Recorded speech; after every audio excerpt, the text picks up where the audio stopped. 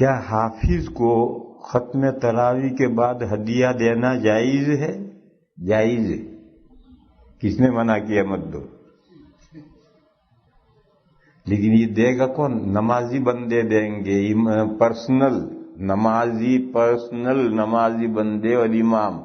ہدیہ دو، نذرانہ دو، جو چاہے دو، سب جائز ہے، مگر دیتا کوئی نہیں۔ یہ مسئلے وہی پوچھتے ہیں جن کو نہیں دینا۔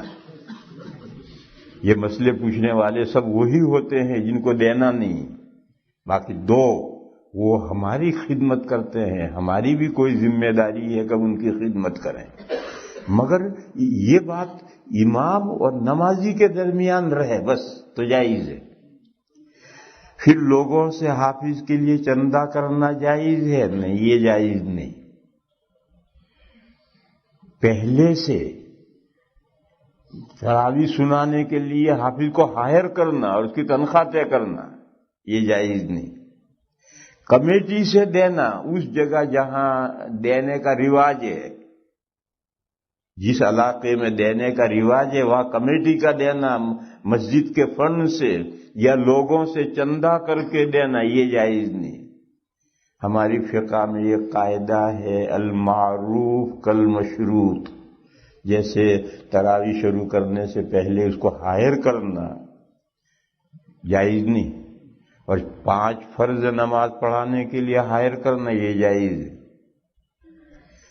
فرض نمازیں پڑھانے کے لیے امام رکھنا جائز ہے۔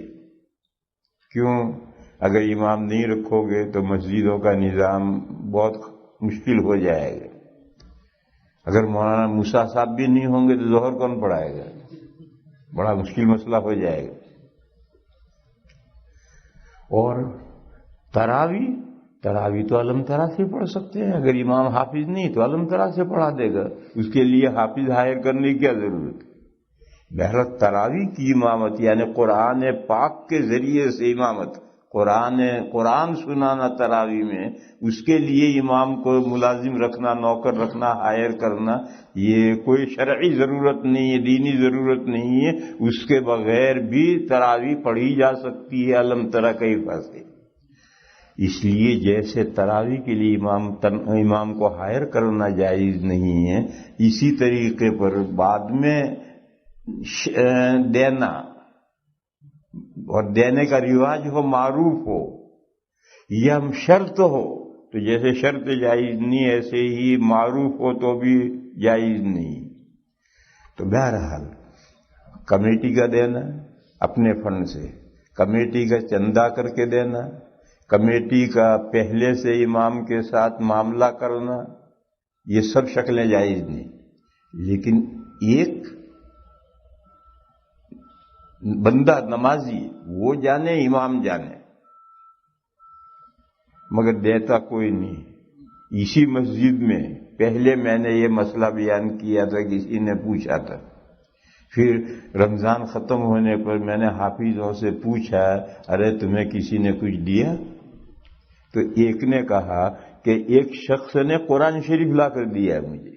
ارے قرآن شریف تو بیچارے کو حفظ ہے، تمہارا قرآن کیا کرے گا وہ؟ کوئی شخص حمائل شریف، چھوٹا حمائل شریف لا کر 3 حافظوں میں سے ایک کو دیا۔ یہ قصہ اسی مسجد کا ہے، حمائل شریف لا کر دیا، اس کے علاوہ ایک پینی کسی نے کسی کو نہیں دی۔ صرف مسئلے بگاڑتے ہو اور پوچھتے ہو جو جائز ہے کرنا تو ہے نہیں، صرف مسئلے ہی بگاڑنے۔